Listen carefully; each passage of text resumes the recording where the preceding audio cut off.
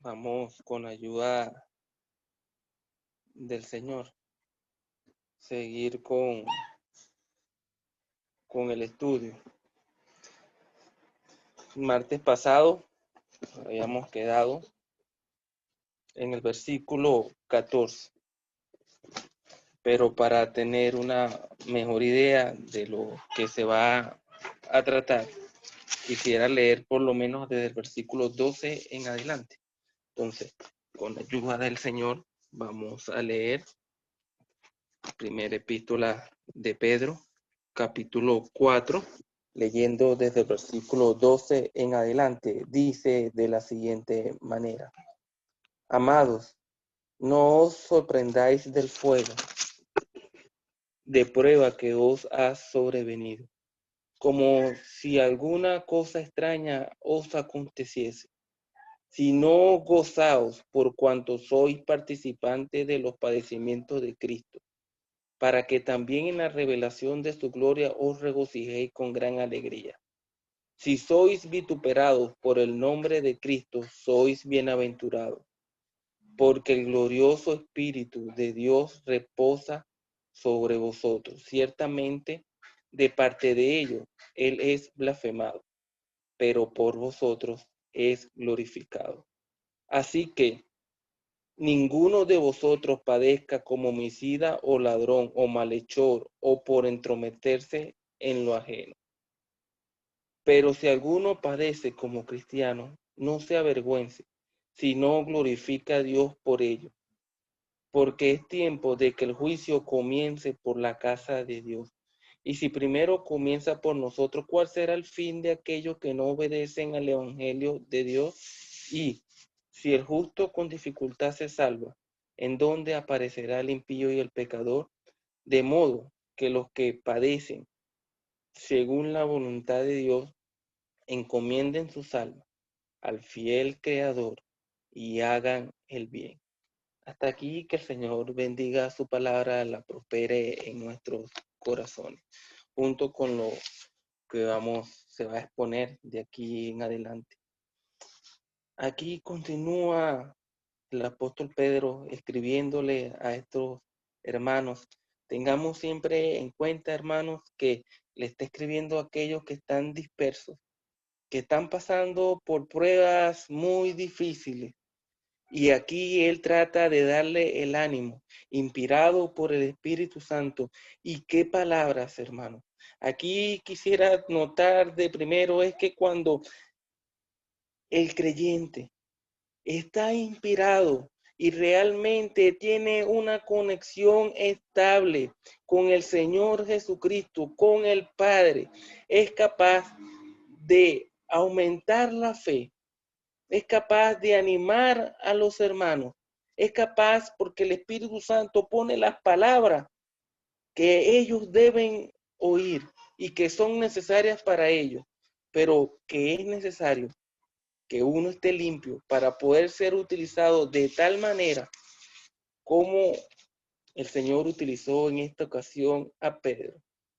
Entonces, teniendo en cuenta esto, que le está escribiendo ciertamente a hermanos que están dispersos, que están pasando dificultades, él continúa en este versículo 14 y me llama la atención cómo comienza. Si sois vituperados por el nombre de Cristo, sois bienaventurados.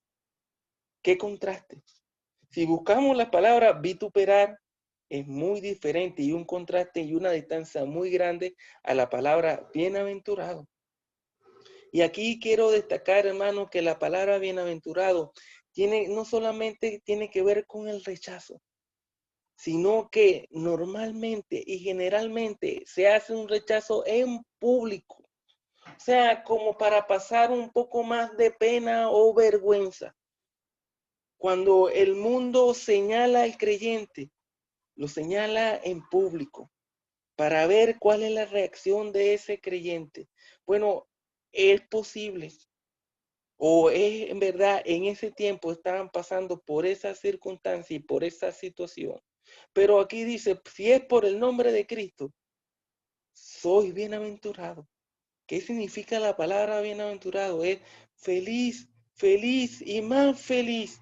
Y uno llega a comprender o a entender o a preguntarse, ¿cómo si uno va a ser vituperado? ¿Cómo es que si uno por el mundo va a ser señalado en público para pasar vergüenza? ¿Cómo es posible que vamos a ser bienaventurados? ¿Cómo es posible que nos podamos sentir feliz, feliz y más feliz, infinitamente feliz? Mira, aquí él da el porqué.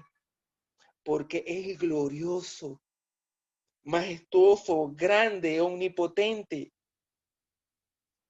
Espíritu de Dios reposa, está, nos cubre sobre vosotros, sobre nosotros. Cuando somos vituperados, señalados por el mundo, por el nombre de Cristo, somos bienaventurados porque el glorioso Espíritu de Dios reposa sobre nosotros.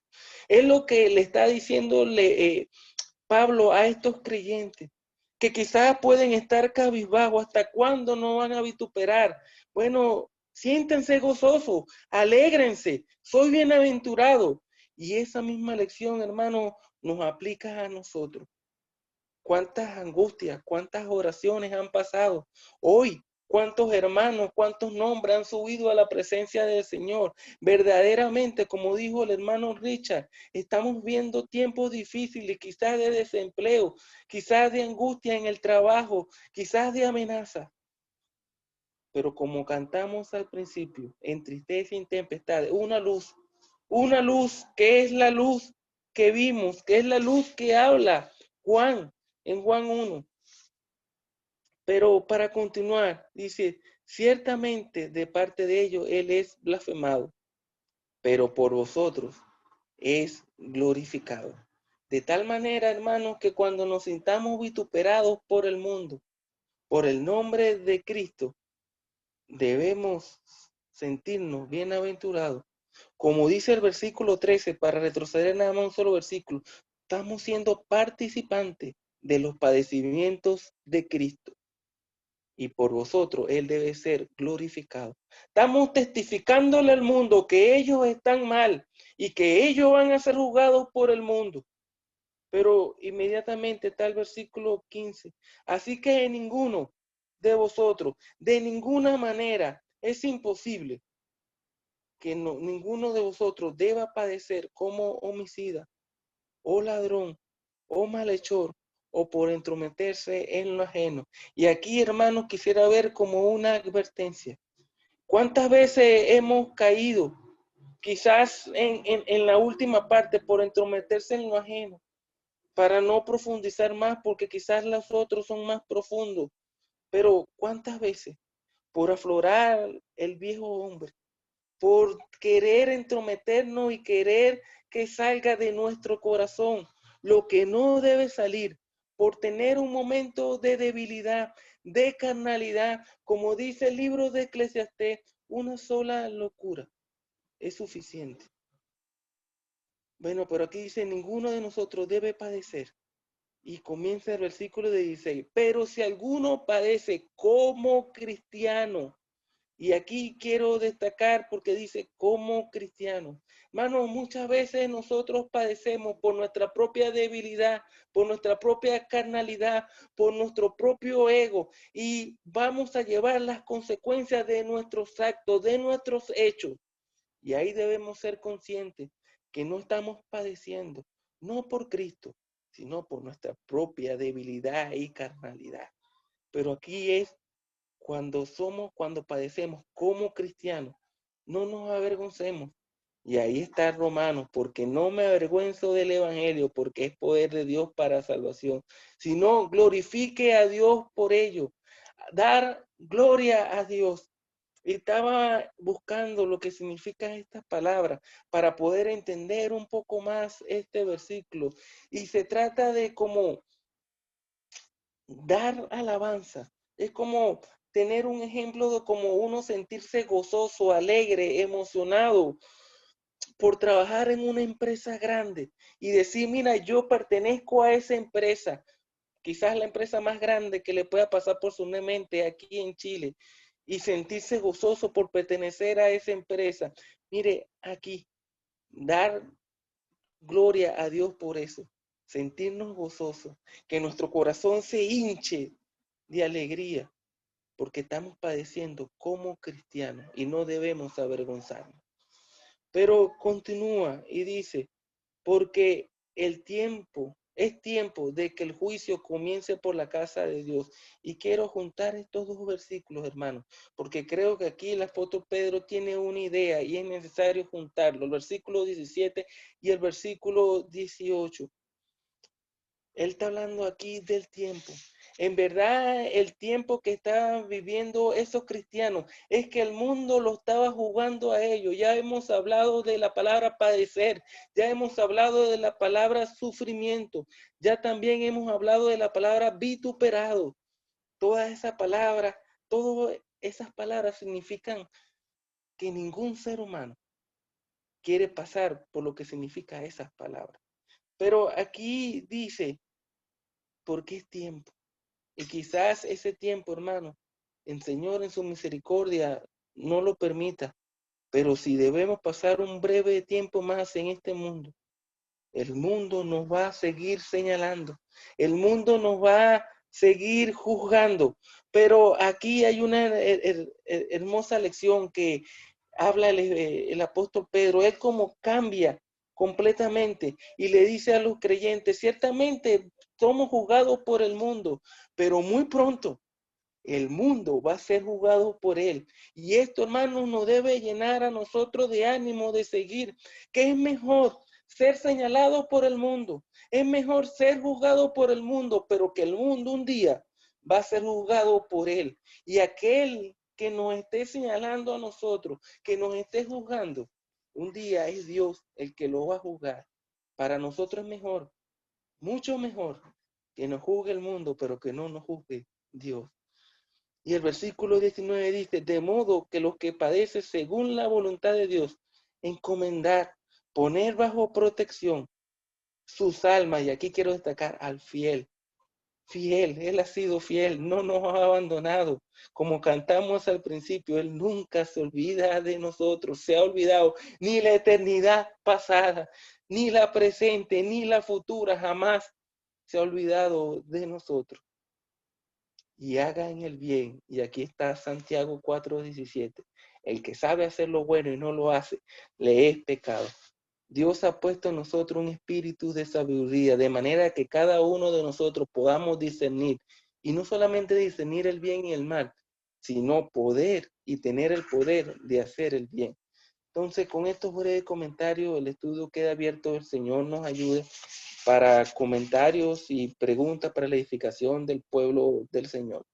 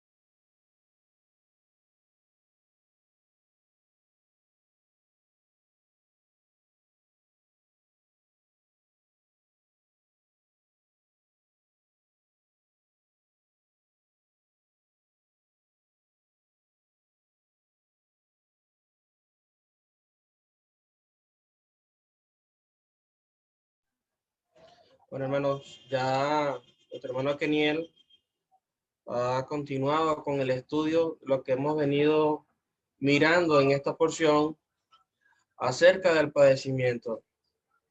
Y en el estudio pasado veíamos el padecimiento del cual éramos hechos participantes, los padecimientos de Cristo, en el versículo 13. Y nos animaba a pensar que éramos hechos semejantes al Señor Jesucristo. Y estos padecimientos nos causarían alegría en un futuro. El versículo 13 al final dice, para que también en la revelación de su gloria os gocéis con gran alegría. En días pasados hacíamos referencia a la escritura del apóstol Pablo, la experiencia.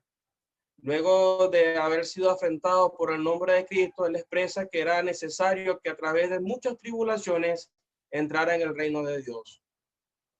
Y hacíamos referencia a que la vida del creyente siempre está ligada al sufrimiento, siempre está ligada a la tribulación.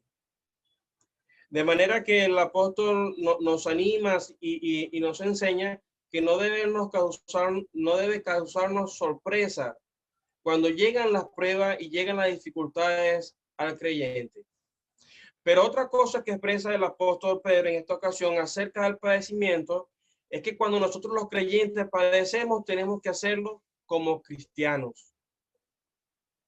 Es muy diferente cuando un creyente se encuentra en aprietos o en problemas a causa de una falta. Note usted que aquí el Espíritu Santo está haciendo explícitamente mención de lo que no debemos ser o lo que no debe ser un creyente. No utiliza la palabra alguno, sino que dice ninguno de vosotros padezca. Y comienza como homicida o ladrón o malhechor o por entremeterse en lo ajeno. Uno pudiera decir, pero ¿y cómo un creyente, si está hablando de creyente, nombra la palabra homicida? Uno en 1 Juan capítulo 3 se va a dar cuenta de que aquel que no ama a su hermano es homicida. Caín aborrecía a Abel y le mató porque sus obras eran justas y las obras eran injustas. Cuando un creyente empieza a aborrecer a su prójimo, estamos mostrando la naturaleza de Caín de aborrecer a su hermano.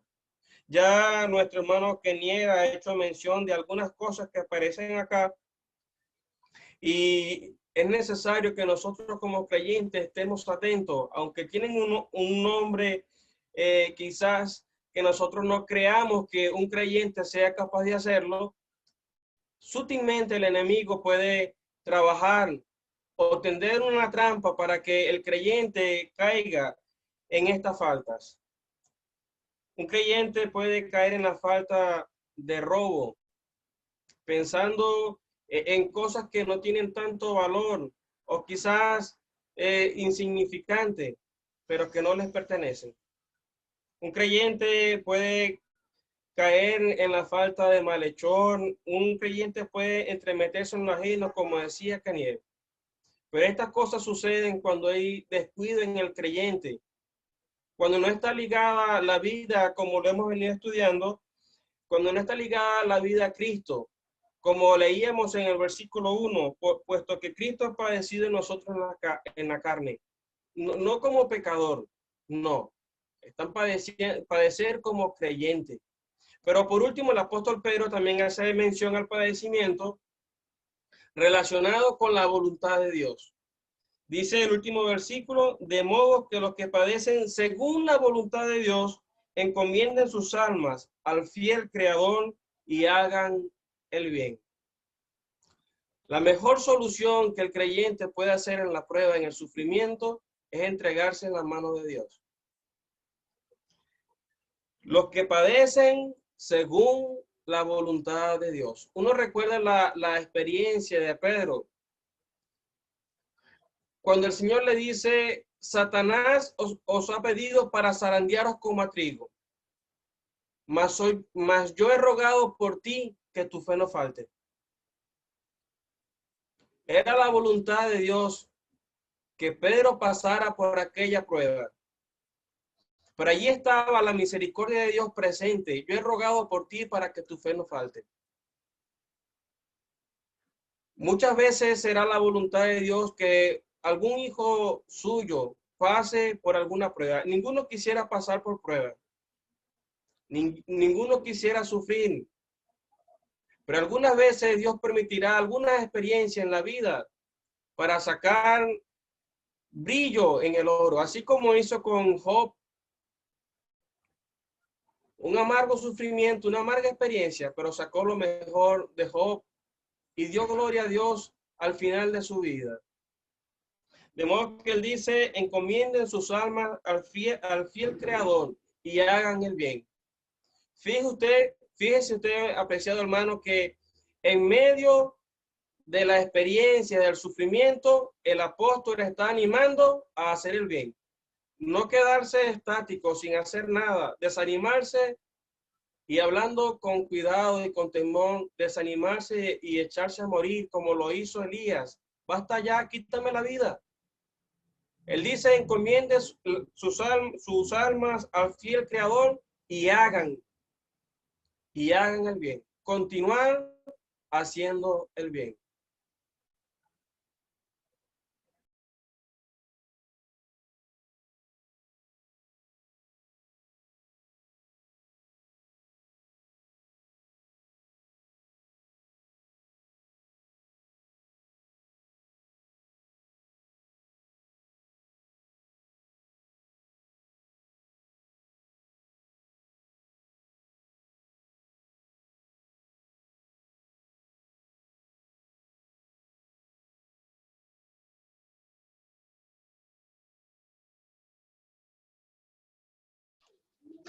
Me llama la atención, hermanos, el versículo 17.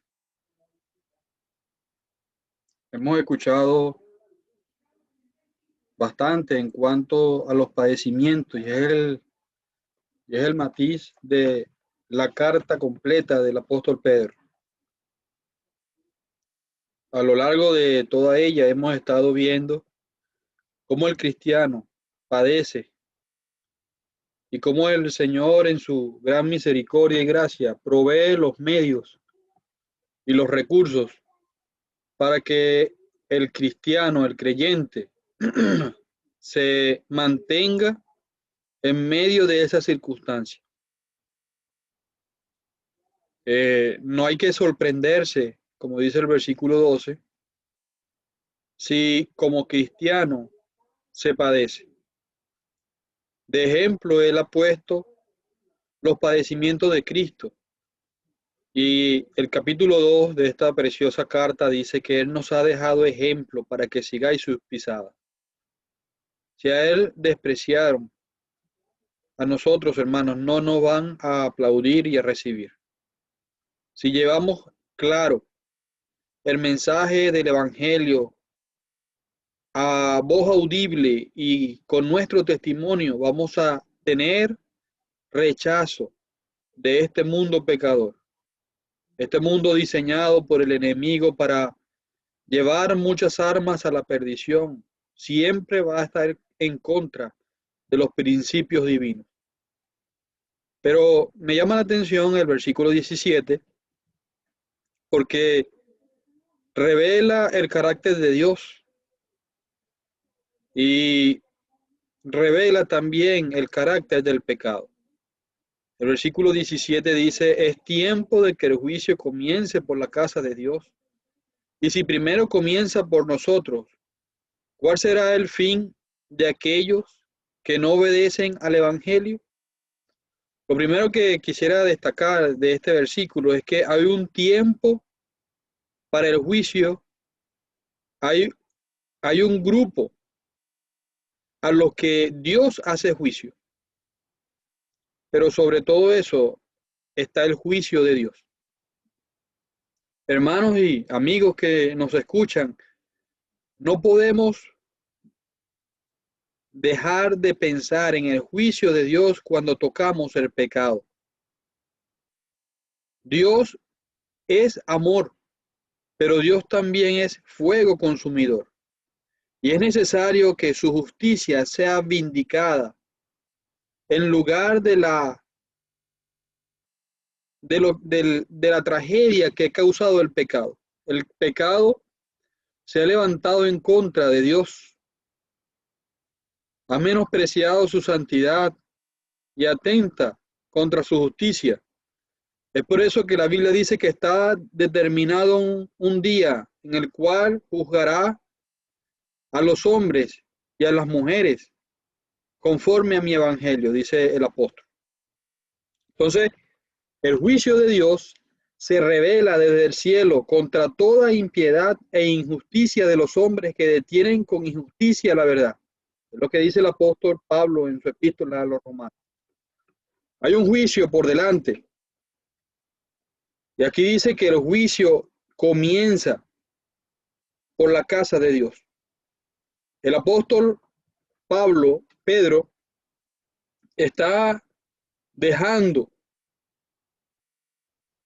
a conocimiento de aquellos que leen esta carta, habiendo ya dicho de que ninguno padezca como homicida, ladrón, malhechor o por entremeterse en lo ajeno, que nosotros como creyentes debemos examinarnos a nosotros mismos si estamos en la fe.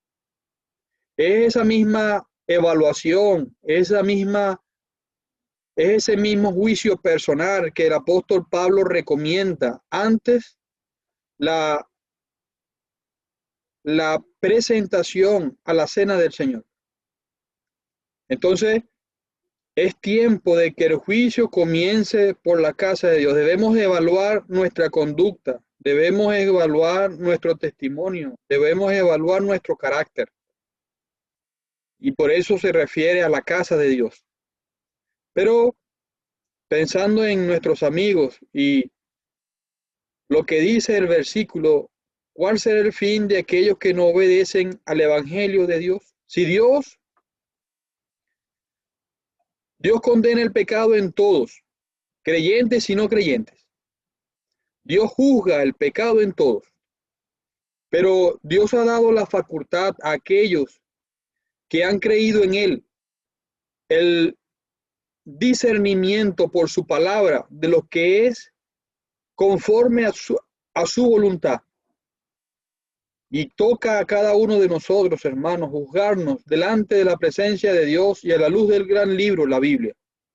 Pero, ¿cuál será el fin de aquellos que no han obedecido al evangelio de Dios? Aquellos que no han reconocido a Cristo como Salvador personal, aquellos que no han reconocido que sus pecados merecen la condenación eterna, aquellos que no han echado mano de la vida eterna, aquellos que no sienten la carga de su pecado a cuesta y creen que por su propia voluntad, obra, pueden llegar al cielo. ¿Cuál será el fin de ellos?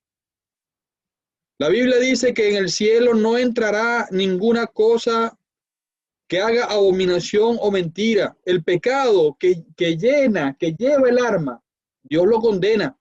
Y si usted, amigo, usted, amiga, no ha echado mano de la sangre de Cristo para limpiar su alma de sus pecados, ¿cuál será el fin suyo cuando el juicio de Dios llegue? ¿Cuál será el fin de aquellos que no obedecen al evangelio de Dios? En este tiempo de gracia, Dios presenta a Jesucristo como refugio, como aquel que ha llevado sobre sí todo el castigo y juicio de Dios por el pecado, pero aquel que no se refugia en él tendrá que recibir el juicio de Dios por la eternidad. La Biblia dice, el que no se halló inscrito en el libro de la vida fue lanzado al lago de fuego. Morir sin Cristo, morir sin salvación, morir sin haber arreglado el asunto del pecado con Dios estando en este mundo, conllevará a recibir el juicio pleno y completo de Dios por causa del pecado. Está a tiempo, amigo. Está a tiempo. Hoy es tiempo de gracia y Dios está ofreciendo perdón, salvación y vida eterna. No espere el fin para encontrarse perdido por toda la eternidad. Muy bien, como decía, un buen comentario de Richard. Y la verdad que el versículo 17 está muy ligado con el 18. ¿Ya? Y aquí se comentan muchas diferencias entre lo bueno y lo malo. En estos pasajes que hemos leído está muy marcada la diferencia entre la voluntad de Dios y la voluntad del diablo. Entre lo bueno y lo malo, lo correcto y lo incorrecto. Como decía nuestro hermano Richard, dice allí, porque es tiempo de que el juicio comience por la casa de Dios. Como decía Richard, Todo pecado Dios lo trae a juicio. Por eso hay que tener cuidado. Todo pecado Dios lo trae a juicio. Y en este caso, la casa de Dios comienza con juicio, pero para disciplina, no para salvación. Ya tenemos que aclarar eso. El juicio para los creyentes es para disciplina. En cambio, para aquel que no tiene al Señor Jesucristo, el juicio es para condenación, como es el juicio del gran trono blanco. Como decía Richard, el que no se halló inscrito en el libro de la vida, ¿qué le pasó? ¿Ya? El que no se puso a cuentas con Dios por su pecado, el que no dejó que su pecado fuera ajusticiado en la cruz, en el sacrificio del Señor Jesucristo, fue lanzado al lago de fuego. Entonces tiene una tremenda relación porque el 18 dice, y dice, como para darle énfasis a lo que viene diciendo, y dice, ese i muy importante, es un i de reflexión, es un i, como aparece en los salmos, es como un selá, un silencio para que podamos meditar. Y si el justo con dificultad se salva, ¿en dónde aparecerá el impío y el pecador? ¿Se da cuenta? Fíjense que aquí este I es muy importante. Como decía nuestro hermano Richard, es importante que si hay algún amigo nuestro, alguno que está escuchando y aún no tiene la salvación, no ha recibido a Cristo, este I es muy importante, es trascendental. A veces por este I se han salvado algunas personas, porque este I los hace tener un silencio y meditar en esto. Si el justo con dificultad se salva, ¿en dónde aparecerá el impío? Pregunta, ¿eh? Si el justo con dificultad se salva, ¿en dónde aparecerá el impío y el pecador? Dos condiciones aquí, impío y pecador. Vamos a analizar la primera expresión. Si el justo con dificultad se salva, oiga, si esta cosa es complicada la salvación, para nosotros, para Dios no, porque Dios ya realizó la salvación. Para el Señor Jesucristo la salvación fue muy complicada, estimado oyente. Fue muy complicada. Él tuvo que ser rechazado, escupido, tuvo que ser golpeado, desfigurado su rostro, los látigos desgarraron la carne de su espalda, los latigazos quedaron marcados allí y desprendían la piel de su espalda. Esa es la complicación del pecado. Fíjense que cuando uno mira al Señor Jesucristo un sacrificio, uno ve cuán feo, cuán malo es el pecado. Y, oiga, y uno lo tiene más encima. Qué terrible que yo tenga eso tan feo, tan horrible en mí, que se produjo allá con Adán y Eva. Entonces, lo complicado para el Señor fue salvarnos para Él, porque tuvo que ser crucificado. Si esto fuera poco, le clavaron los pies y las manos, una corona de espinas, lo escupieron y se burlaban de Él. Entonces, qué tremendo que es esto. Entonces, fíjense que dice, si el justo con dificultad se salva, o sea, es complicado. Hoy en día por el pecado, la salvación para el inconverso, por el que no tiene a Cristo, le es complicada por el pecado. El justo con dificultad se salva. Romanos 3:10 dice, no hay justo ni aun uno. No hay justo ni aun uno. Entonces, por eso uno dice aquí, si el justo con dificultad se salva, o sea, ¿quién es el justo? El que recibe al Señor Jesucristo como Salvador. Dice, no hay justo ni aun uno, o sea, somos todos pecadores perdidos. Pero ahí dice, si el justo con dificultad se salva, o sea, el que no tiene a Cristo, recibiendo a Jesucristo como su Salvador, se convierte en justo. Si el justo es uno cuando Dios lo ve a uno en Cristo y ve a Jesucristo, a su Hijo, que Él es justo, que Él es santo, nos ve en Él. Entonces, el injusto pasa a ser injusto porque recibe a Jesucristo como su Salvador y Él se hace acreedor a esa justicia. Dios le imputa esa justicia de la obra de Cristo, de la justicia de Dios en Cristo. Entonces, el justo se salva, pero con dificultad. ¿Por qué? Por causa del pecado, porque el pecado es lo más horrible que tenemos nosotros, los seres humanos en esta tierra. Entonces, fíjese, no hay justo ni aun uno, pero cuando recibe uno a Cristo, es justo delante de Dios. Por eso aquí se habla de que el justo se salva. El justo con dificultad se salva, porque recibe a Jesucristo como Salvador, porque recibe a uno que es justo, perfecto, santo y sublime. Entonces eso Dios se lo da a uno, se lo regala a uno. La paga del pecado muerte, pero el regalo de Dios es vida eterna en Cristo Jesús. Es un regalo para nosotros todo esto. Entonces dice, entonces dice, ahora dice, ¿en dónde aparecerá el impío entonces y el pecador en dónde? En el infierno. En el infierno allí va a aparecer. No tiene otro lugar donde aparecer el impío y el pecador. ¿Cuál es la diferencia entre un impío y un pecador? ¿Cuál es la diferencia? Fíjense que ambos hacen cosas que a Dios no le agrada. Ambos tienen transgresiones. El impío dice que no tiene compasión ni piedad de nadie ni de sí mismo. No puede salvarse porque se tiene compasión a sí mismo. Que no tiene fe en Dios, que niega a Dios. Ese es un impío. Y el pecador es uno que transgrede los mandamientos de Dios, que está separado de Dios por causa de acciones que no agradan a Dios, por causa de condiciones del pecador que no agradan a Dios. Entonces, ahí está la gran pregunta. ¿En dónde aparecerá el impío y el pecador? En el infierno. Tenemos que decirlo, porque la palabra de Dios lo dice. Si hay alguna persona que aún no tiene a Cristo como Salvador, pregúntese usted. Pregúntese, ¿en dónde aparecerá usted si no recibe a Jesucristo como Salvador y Dios lo ve como un impío y como un pecador? ¿En dónde aparecerá usted? Según la Biblia, en el infierno. En el infierno. Pero si usted recibe al Señor Jesucristo, se va a salvar. Se va a salvar y va a aparecer en el cielo. En el cielo. Un día usted se va a encontrar en la gloria de Dios cuando resucite. O si es que el Señor viene esta noche y nos lleva, usted irá a la gloria de Dios. Entonces, esta pregunta es muy importante. Un día yo la vi, esta pregunta, y me impactó. Yo dije, me lo apropié para mí. ¿En dónde apareceré yo como pecador y impío? La Biblia me contestó en el infierno, don José Luis Catalán. Pero si usted acepta a Jesucristo como Salvador, este es un justo. Usted obtiene la salvación y va a aparecer, ¿dónde? En el cielo. El Señor bendiga su preciosa palabra. Amén.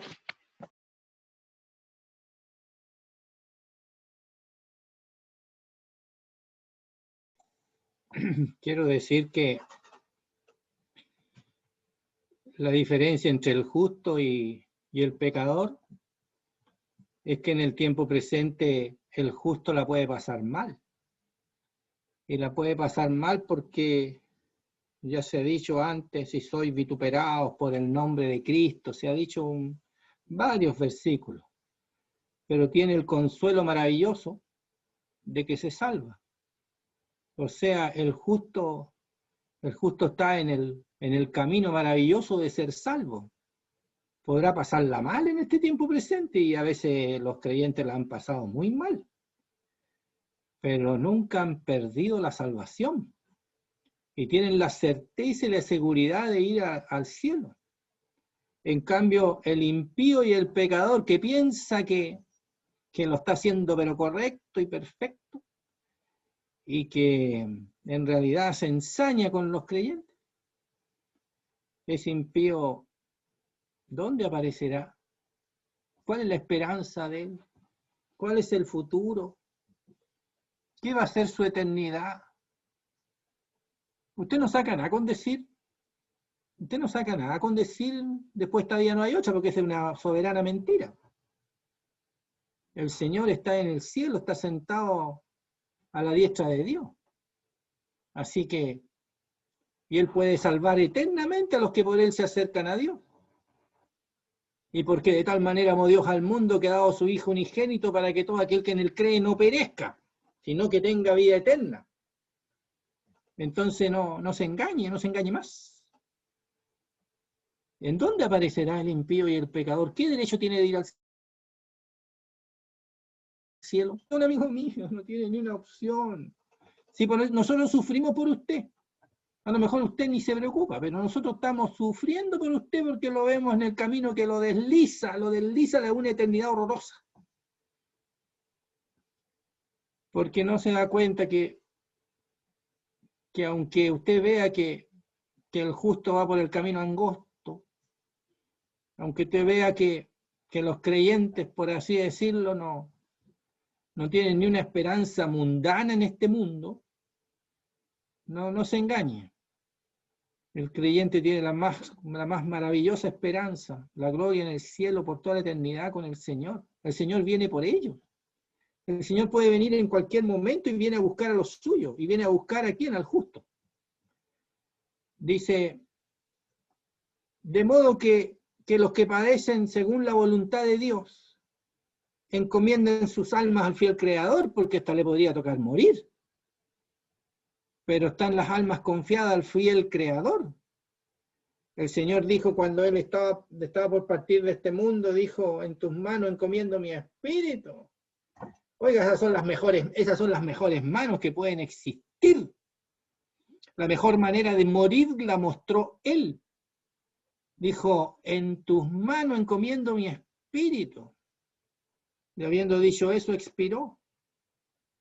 Se puso en las mejores manos. Estaba en las mejores manos. Nunca dejó de estar ahí.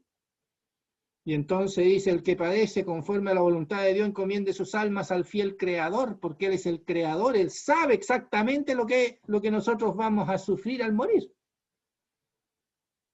Y confíen, encomienden sus almas al fiel Creador. Si tú murieras ahora, dime, ¿dónde vas a confiar tu alma? ¿Dónde? ¿A quién? ¿En quién? ¿Qué mano te sostiene al morir? ¿Qué mano?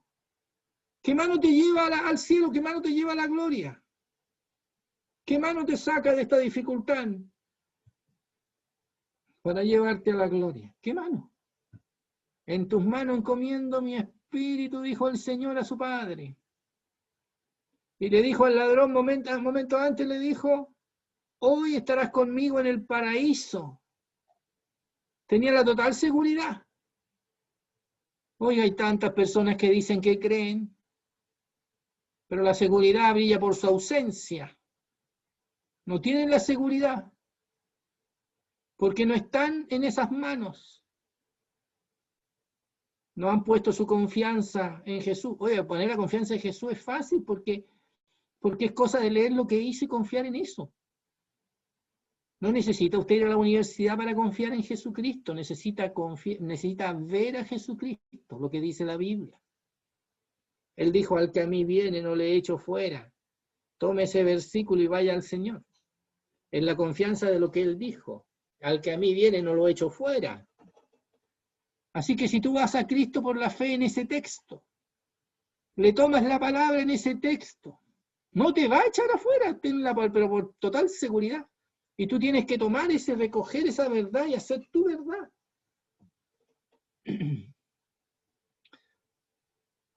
Al que viene a mí no le echo fuera. Tú puedes ir a Él ahora. Pon tu confianza en Cristo. Pon tu confianza. Mire, eso que tú has escuchado tantas veces, tómalo para ti y anda con ese versículo a hablar al Señor. Cuando dice así, mas Dios muestra su amor para con nosotros en que siendo aún pecadores, Cristo murió por nosotros.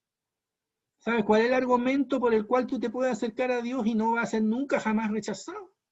Que Él murió por ti. Pero si Él murió por ti, ¿qué más podía hacer? ¿Qué más puedes necesitar tú? Lo tienes todo.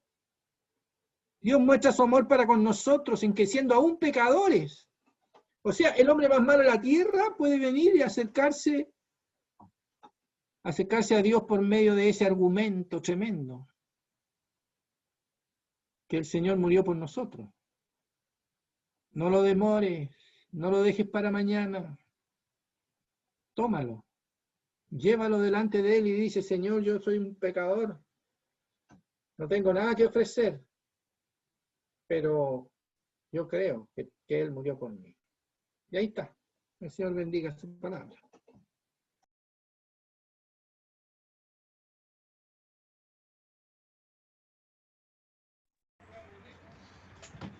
Estaba pensando, hermanos, en lo que dice la porción en cuanto al padecimiento como cristiano.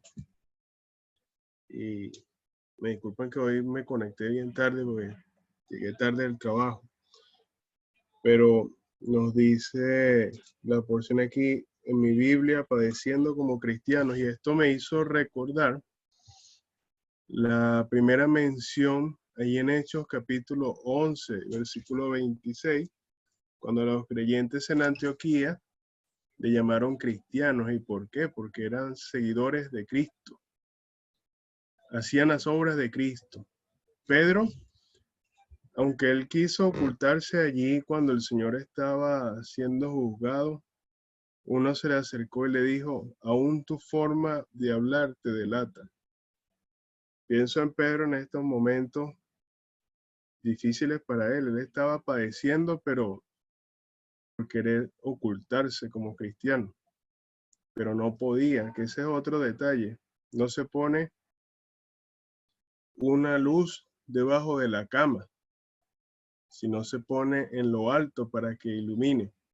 Entonces, de manera que esta porción nos anima a que los que padezcamos por el nombre de Cristo, sufrir por hablar del nombre de Cristo, porque el mundo se burla.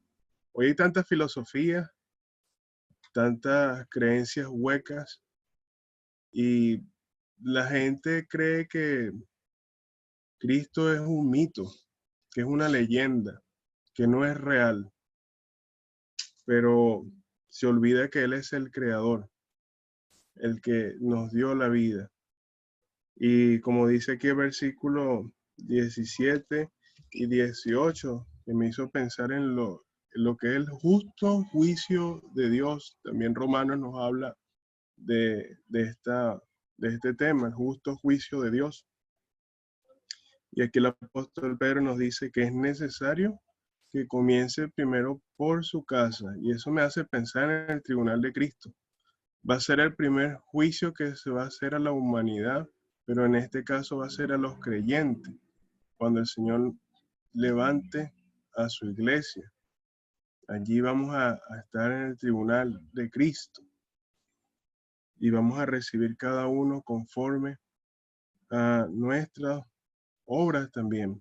Por eso allí el apóstol Pablo en Corintios nos hace examinar, cada uno mire cómo sobreedifica. Entonces aquí también está la pregunta, ¿cuál será el fin de aquellos que no obedecen al Evangelio de Dios?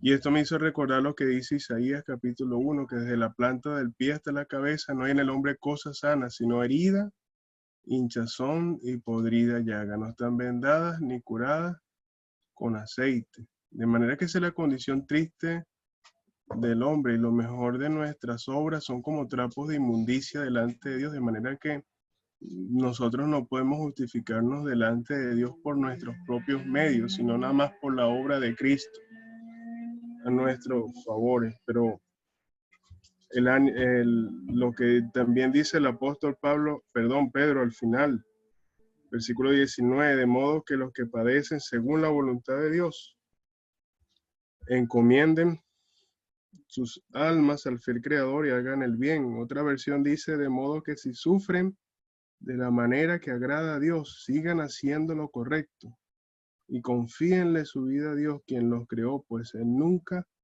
les fallará. De manera que no perdamos la confianza. Él tiene grande galardón, así lo dice el escritor a los Hebreos, capítulo 10. Solamente quería comentar esto, hermano.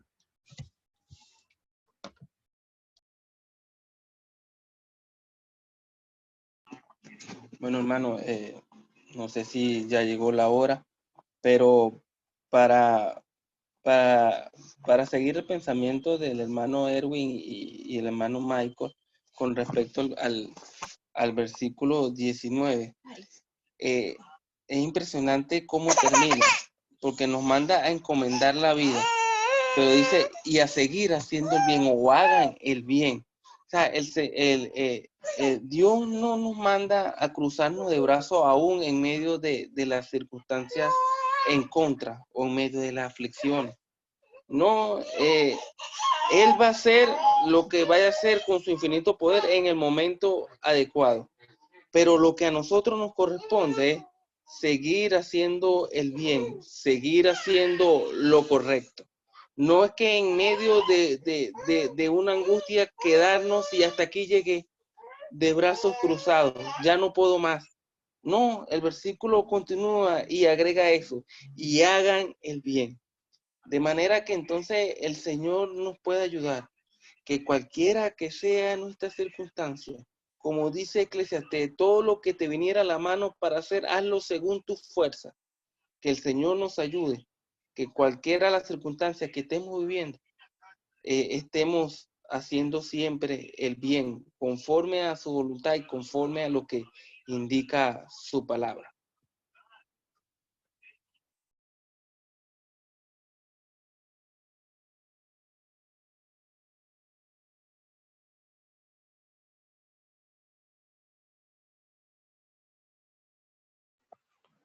Quizás podríamos llegar a estar aquí si no hay otro comentario, don ingeniero. ¿De dónde podríamos empezar? ¿Del 19 o no? Ya el 19 es el último versículo, o sea, se debería hacer entonces ya el próximo capítulo. 5. Le consulto. ¿O qué usted manda? No, no.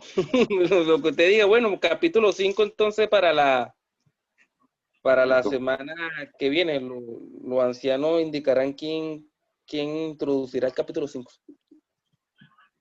Entonces, bueno, mi hermano, como diga, lo que diga don José, un hermano para terminar.